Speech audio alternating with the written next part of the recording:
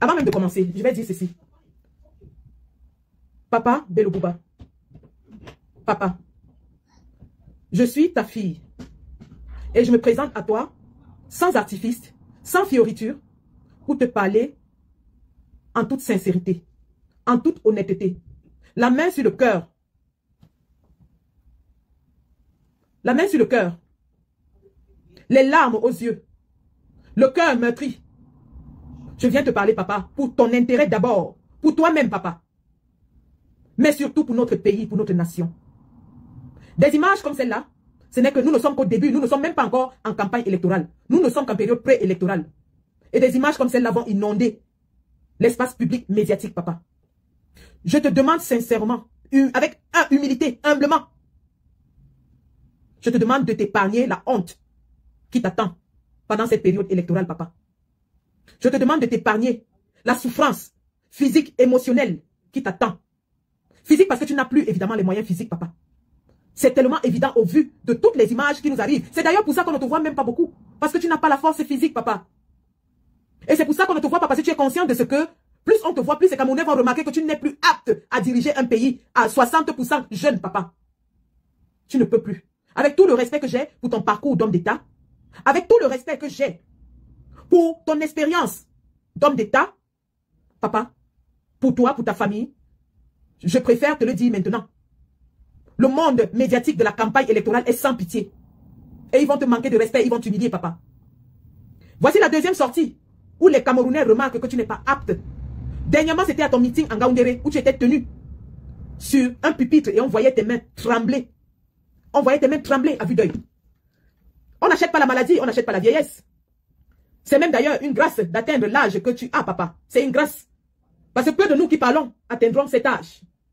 Mais je sais aussi que chaque être humain a droit au repos. Tu es aux affaires depuis plus de 60 ans, papa. Tu es aux affaires depuis l'époque coloniale. Tu as aussi droit au repos. Parce que lorsqu'on demande à Paul Biya de partir, ce n'est pas seulement parce qu'il est incompétent et qu'il n'a rien fait de notre pays en 43 ans. C'est parce qu'il est aussi fatigué. Il est fatigué, papa. Tu avais un poste ministériel où personne ne s'occupait de ce que tu faisais. Tu n'étais pas la lumière. Les Camerounais ne savaient même pas à quel point ton état de santé s'était détérioré. Les Camerounais ne savaient même plus de quelle génération tu étais. Mais aujourd'hui, à cause de ta candidature, tu te remets en lumière et tu seras scrutinisé au détail, papa. On va scruter ta candidature au détail et ce n'est pas pour te faire plaisir. C'est pour nous rassurer que la personne que les Camerounais vont choisir est une personne qui est apte à diriger pour 7 ans. On ne peut pas chasser Paul Biya qui a 92 ans et qui, au vu et au su de tout le monde, est atteint d'Alzheimer. Il n'a plus de mémoire. Il ne se rappelle même plus de ce qu'il faut faire, de ce qu'il ne faut pas faire. Il est assisté par son épouse.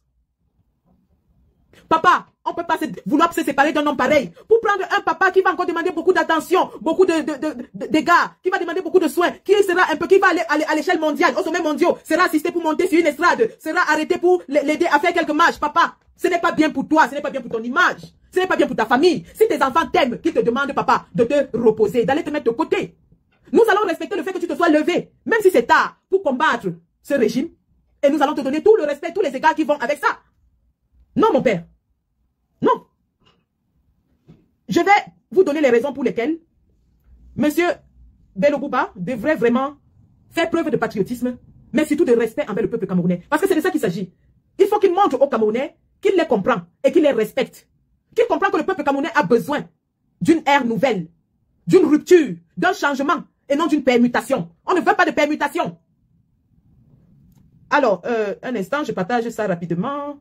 Et puis je vais vous montrer, je vais vous parler de ce que j'ai observé, hein, en toute honnêteté, en tant que clinicienne. Un instant.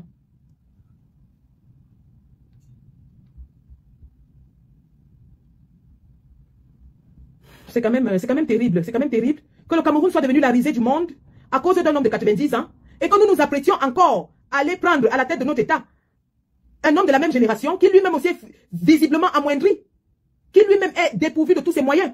Je suis encore dans le respect. Je répète, je dis bien, je suis encore dans le respect. Mais si M. Bello Bouba ne veut pas respecter le peuple camerounais, eh bien nous allons lui manquer de respect. Si M. Bello Bouba refuse de respecter le peuple camerounais en lui donnant l'alternance dont il a besoin, s'il persiste dans sa posture, en fait croire au Camerounais qu'il est capable, qu'il peut diriger et qu'il va diriger, eh bien nous allons lui manquer de respect. Ça fait longtemps, ça fait 1 mois.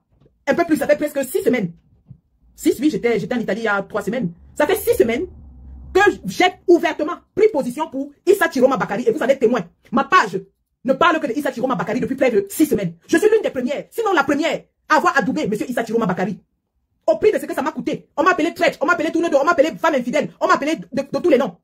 Mais j'ai dit, je suis avec le candidat Issa Chiroma Bakari. Et j'aurai amplement le temps, au cours de cette période électorale, de vous décliner les raisons de mon choix. Cependant, j'avais adopté une posture selon laquelle je ne voulais pas dénigrer un autre candidat. J'avais adopté une posture selon laquelle je me suis dit, laissons les candidats faire leur travail et nous allons les accompagner. Je me suis refusé de parler de M. Bello-Bouba Maïgari. Mais je me rends compte qu'au fur et à mesure que le temps passe, notre papa ne veut pas faire ce qu'il faut pour qu'il y ait alternance dans notre pays et continue de se présenter comme l'homme de la situation. Or, au vu de son état physique, M. Bello-Bouba Maïgari est extrêmement atteint. Je vais vous donner tout de suite mon avis de clinicienne sur les observations physiques que je viens de faire avec vous dans cette vidéo. M. Bello-Bouba Maïgari présente des signes cliniques de la maladie de Parkinson's avancée. Un exemple de quelqu'un qui avait aussi la maladie de Parkinson, c'était Mohamed Ali, le boxeur. Donc, si vous voulez voir à quoi ressemble quelqu'un qui a la maladie de Parkinson lorsqu'elle continue de progresser, prenez les dernières images de Mohamed Ali avant la fin de sa vie. Et vous allez voir l'impact physique, l'impact cognitif de la maladie de Parkinson. Il n'est pas comme un malade, il est malade. Ce papa est gravement malade. Il souffre de Parkinson avancé. La maladie de Parkinson, c'est une maladie des neurones. La maladie de Parkinson est une maladie des neurones. C'est une maladie dégénérative. Ça veut dire que les neurones se dégénèrent au fur et à mesure que le temps passe. Ce n'est pas une maladie qui se soigne. La maladie de Parkinson n'a pas de cure. C'est une maladie qui s'aggrave avec le temps. Et elle affecte les neurones. Elle détruit certains neurones du cerveau. Avec l'accumulation des protéines toxiques dans les cellules nerveuses. Et donc, quand les cellules nerveuses sont atteintes, qu'est-ce que vous observez? Vous observez donc cette dégénérescence physique que vous voyez. Vous observez un déclin cognitif, une perte de mémoire. On ne peut pas partir de Paul Biya qui, au sommet États-Unis, Afrique, il y a 3 ans, ne savait même pas là où il était, ne savait pas ce qu'il devait faire, demandait à son protocole pourquoi, pour venir maintenant nous mettre avec un papa qui n'arrive même pas à tenir 15 minutes debout. Une image qui m'a amené à sortir, c'est lorsque j'ai vu la posture de Bello-Bouba avec Majesté Soukoudjou ce week-end. Alors là, j'ai dit vraiment, nous sommes foutus. Nous sommes foutus si ce papa insiste à vouloir prendre le pouvoir et si, par mégarde, il prenait le pouvoir. Nous sommes foutus. Regardez. Je ne parle que de sa capacité physique avant de parler maintenant même de sa posture politique. Parce que là, c'est un autre débat. Sa posture politique est l'objet de tout un autre live que je vais faire. Si je suis obligé de le faire, je le ferai. Alors, je vais vous montrer. Regardez Bello-Bouba avec Majesté Soukoudjou. Regardez bien. Il est en blanc, regardez. Est-ce que vous voyez ça? Regardez Bello-Bouba avec Majesté Soukoudjou. Majesté Soukoudjou a encore la posture. Il s'assoit sur une chaise et il se tient le torse debout. Bello-Bouba, le torse ne peut même plus. Il est voûté. Il a le torse voûté. Regardez bien l'image de 2 hommes d'une certaine génération. Regardez-les. Papa Soukoudjou s'assoit droit dans son fauteuil. Bello-Bouba est voûté. Et au fur et à mesure que la vidéo avance, vous le voyez comment la tête se baisse. La tête, il n'arrive pas à tenir debout. La tête se baisse. Il n'arrive pas à tenir debout. Il n'arrive pas à tenir assis. Quand Papa Soukoudjou finit son message, la tête de Bello-Bouba est comme ça. Et c'est quand les gens applaudissent qu'il redresse la tête. Regardez, regardez bien. Regardez.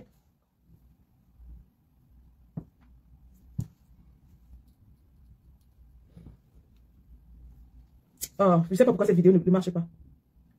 Je profite pour vous donner le même conseil. Regardez-le. Il faut que les partis politiques s'entendent pour obtenir le changement et organiser une transition afin de libérer le Cameroun. Regardez-le, regardez on se trouve dans un état digne. Regardez. Voilà, je m'adresse à vous en tant que parti politique. Et c'est ce que j'ai dit l'autre jour aux autres qui sont venus ici. Allez vous entendre et trouver quelqu'un. Voilà, que vous allez le mettre devant. Et il va aller sous condition, arrêté par vous. Voilà.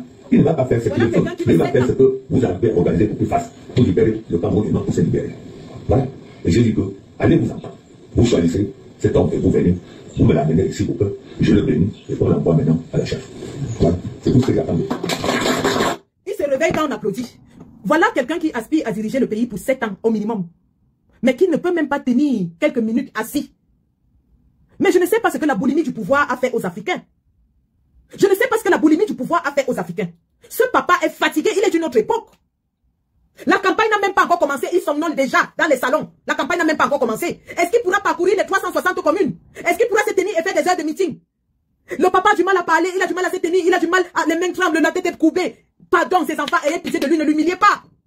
N'humiliez pas ce papa. Paul Biya est humilié parce que sa fille est une fumeuse de banga. En temps normal, une fille de cet âge devait avec autorité retirer son père des affaires. Mais comme c'est une lunatique qui fume le banga, et qu'elle-même elle a soifé d'argent gratuit, comme elle est paresseuse, elle ne peut pas travailler, elle préfère qu'on humilie son père. Mais je pense que Bello Bouba, j'ai vu dans son équipe de campagne, il y a sa fille. Mademoiselle Bello, pourquoi vous laissez votre père se faire humilier comme ça? Nous sommes qu'au début de la campagne, bon sang. Vous pensez que les Camerounais sont encore dupes? Vous pensez que nous sommes encore à l'ère où on nous dit, on mettait les photos d'il y a 30 ans et on disait aux Camerounais que c'est ce monsieur-là? Nous sommes à l'ère du digital. Chacune de ces sorties sera scrutée à la loupe. Et il a fallu seulement quelques semaines pour qu'on s'aperçoive que ce papa est fatigué. Il est extrêmement fatigué et il est malade. Si je m'en tiens même à ce que Belmodo dit, Bello Bouba aurait rédigé une lettre pour demander au gouvernement la permission d'aller en évacuation sanitaire après les élections. D'après Belmodo, qui est quand même proche de certains siècles. Si Bello Bouba demande la permission d'aller se soigner après les élections, ça veut dire qu'il reconnaît déjà que Paul Biya va gagner. Ça veut dire qu'il reconnaît que Paul Biya va gagner. Alors pourquoi est-ce qu'il se présente aux élections si lui-même il a déjà anticipé que Paul Biya va gagner? Pourquoi Bello Bouba veut faire ça au peuple camerounais? Pourquoi Bello Bouba veut ruiner l'espoir de notre peuple? Il a besoin de se soigner. Il souffre d'une maladie grave, des neurones, une maladie dégénératrice. Dans 3 ans, M. Bello Bouba aura beaucoup de respect pour sa carrière, pour sa posture. D'ailleurs, certains continuent de l'appeler le Premier ministre parce qu'il fut le premier ministre de Paul Biya. Il a toujours fait preuve de loyauté envers Paul Biya. Au congrès du MRC en 2023, M. Bello Bouba était convié. Dès que l'honorable Ninche s'est mis à touquer le famille de Paul Biya, Bello Bouba s'est levé, il est sorti pour vous prouver à quel point il est loyal à Paul Biya. Depuis qu'il est sorti du gouvernement, il n'a pas tenu un discours de rupture. J'ai regardé une partie de son programme concernant les régions du Nord, ouais, c'est sur la page de Boris, mais c'était un copier-coller du programme du RDPC. Il nous parle de statut spécial. Oh, c'est ce que le RDPC est en train de faire. Il n'y a pas de rupture entre ce qu'il propose et ce que le RDPC propose. Monsieur Bello Bouba, ça fait plus de 3 mois qu'il est sorti du gouvernement avec Issa Chiroma. Il est un homme d'une autre époque. Les Camerounais ont soif de quelque chose de nouveau. C'est un homme qui ne communique pas avec son peuple. Il ne communique pas avec son peuple. On le voit seulement à l'occasion des meetings où il sort de son cortège et il se tient quelques minutes pour parler. Il ne tient pas d'échange avec les médias, d'échange avec le public. Il n'est pas proche du peuple. On ne le ressent pas, il est froid. Il est comme Paul Biya. C'était des hommes d'une autre époque. À cette époque-là, quand on était au pouvoir, on était distant du peuple. C'est des hommes froids. Au-delà de ça, s'il faut maintenant rentrer dans certains aspects, il est le seul qui a démissionné du gouvernement. Encore que certains disent même qu'il n'a pas démissionné parce que personne n'a vu sa lettre de démission. Mais pour nous, il a démissionné. Mais il est le seul. C'est pour ça que dans son cortège, il y a toute une kyrielle de voitures du corps administratif qui l'accompagne. Comment veut-il nous faire croire qu'il est dans la rupture alors qu'il continue justement à user des ordres de ce pouvoir qui nous écrase? Papa Bello Bouba, tu nous as dit que c'est ta base qui t'a amené à partir. Ta base a exigé que tu partes du pouvoir. Soit. Ta base a exigé. Mais est-ce que tu as fait des consultations, papa, pour savoir pourquoi la base ne veut plus du RDPC? Parce que si tu sais pourquoi la base ne veut plus du RDPC, toi-même, tu ne dois plus reproduire les comportements du RDPC.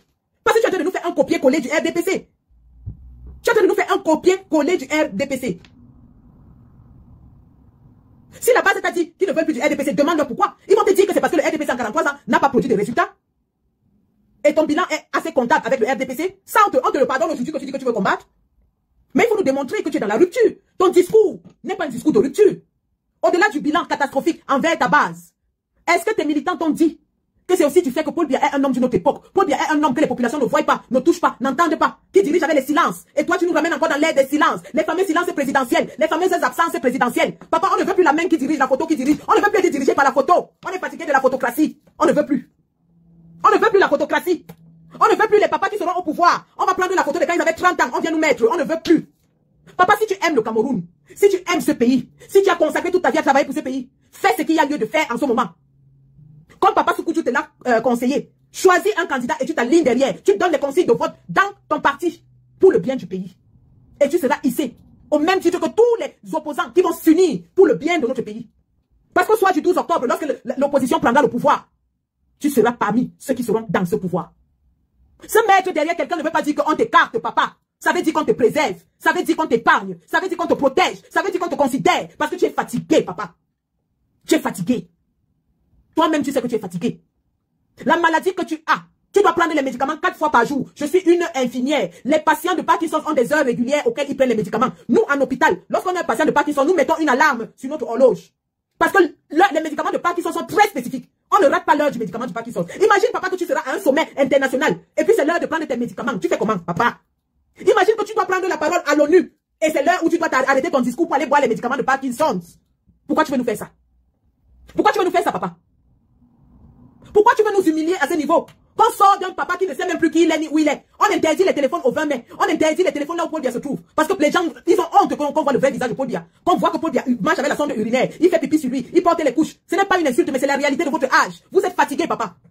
Vous êtes fatigué. Vous êtes des hommes d'une autre ère. Vous êtes des petits enfants, des arrière-petits-fils, je suis sûr. Papa, rentre t'en occuper. Ce n'est pas un péché de se reposer. Ce n'est pas un péché. Même ta fille qui est dans ton parti, la mets là devant. Elle-même, on va la voter.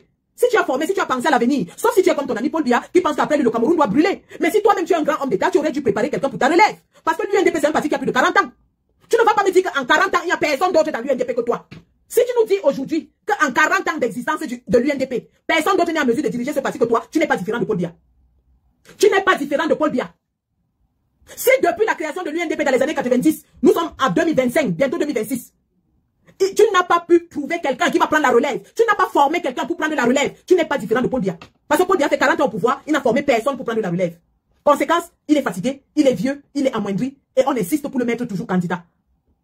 On ne peut pas partir du choléra pour tomber sur la peste quand même. On vient de passer 43 ans sous le règne d'une gérontocratie. On ne va pas quitter de la gérontocratie à la gérontocratie. On n'est pas dans une permutation de chaises. Je ne suis pas dans l'invective, papa. Je suis ici en train de te dire la vérité. La vérité qui est que tu es fatigué, tu dois passer la main. Tu dois passer la main.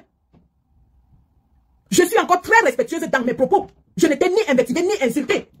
Je suis en train de te dire une vérité qui est que physiquement, cliniquement, cognitivement, intellectuellement, tu es fatigué, papa. Avec beaucoup d'égards et de respect pour ton expérience d'homme d'État, pour ton expérience et surtout ta compétence d'homme d'État, nous te disons merci pour les services rendus à la nation. Pardon, papa, va te reposer, donne la main, mets-toi derrière quelqu'un d'autre, donne-lui la force. Si tu aimes le peuple camerounais, c'est la dernière chose qui te reste à faire. La dernière chose qui te reste à faire, c'est de prendre toute la force qui est la tienne, la force politique qui est la tienne, et de la mettre au service du peuple camerounais. Mets ta force politique au service du peuple camerounais. Une fois que tu le fais, on va oublier que tu as servi 40 ans dans le gouvernement qui nous a écrasés. On va oublier que tu as fait 40 ans dans le gouvernement qui a affamé le peuple nord, qui a fait que le nord soit sans route, sans électricité, sans école, sans hôpitaux, rien du tout. On va oublier tout ça et on va te lever. Et je suis sûr que le même candidat derrière lequel tu vas t'aligner va te donner tous les égards et tous les honneurs dus à ton rang, à ta fonction, et mais surtout à ton poids politique et à ton sacrifice. Nous sommes à l'ère où nous devons faire preuve d'altruisme. Papa, si tu aimes le Cameroun, si tu aimes les Camerounais, donne à ce pays une chance. Et si tu ne le fais pas, l'histoire retiendra. L'histoire retiendra que tu étais sorti du gouvernement pour venir brouiller l'opposition, disperser les votes et prolonger le Cameroun dans la dictature. Aujourd'hui, le choix est entre tes mains, papa. Le choix est entre tes mains. J'ai vu papa Anissé Ekane au Conseil constitutionnel demander pardon à genoux à son pire ennemi. Et ça, c'est quelque chose que je n'oublierai jamais de toute ma vie. Et j'aimerais que ça soit inscrit dans les livres d'histoire de notre pays. Papa Anissé Ekane, au vu du Conseil constitutionnel qui s'apprêtait à éliminer la candidature du président Kamto, s'est mis à genoux devant Yebga. Il lui a dit, Yebga, je te demande pardon. Même si je t'ai fait quoi, je t'en supplie, pardonne-moi. Pour notre pays, pardonne-moi. Ce que ça peut faire à un homme de ravaler son orgueil, de ravaler son amour propre, de ravaler ses blessures, pour demander pardon à son ennemi juré. Rien que pour ça, je dirais vraiment que tous les hommes politiques de notre pays se mettent dans cette posture. Que tous les hommes politiques de notre pays se mettent dans cette posture. La posture où ils prennent leur amour propre, leur orgueil, leur ego, et ils la mettent par terre pour mettre l'avenir de notre pays devant. Pour mettre le Cameroun au-dessus de leur personne. Parce que s'ils se sont levés, ce n'est pas pour leur intérêt personnel. Ce n'est pas pour des postes, mais c'est pour notre pays. Si vous aimez vraiment ce pays, mes chers papas, si vous vous êtes levés pour ce peuple qui souffre le martyre, qui crie la douleur, mes chers papas,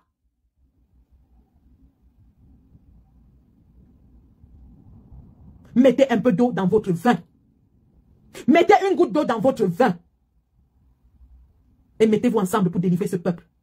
On n'en peut plus, on est fatigué. Ngongo nous a fatigués avec la cruauté. Ngongo nous a fatigués avec les prados noirs. Ngongo nous a fatigués avec les kidnappings. Ngongo nous a fatigués avec les kilams. Ngongo nous a fatigués avec ce qu'il a fait à Martinez Zogo. Chacun de nous, c'est que si Ngongo se renouvelle, parce que c'est de lui qu'il s'agit. Paul Biya, c'est un homme du passé, il est fini. C'est Ngongo et Sachi, ça qui veut nous voler. Si Ngongo se renouvelle, Wallahi, on est mort.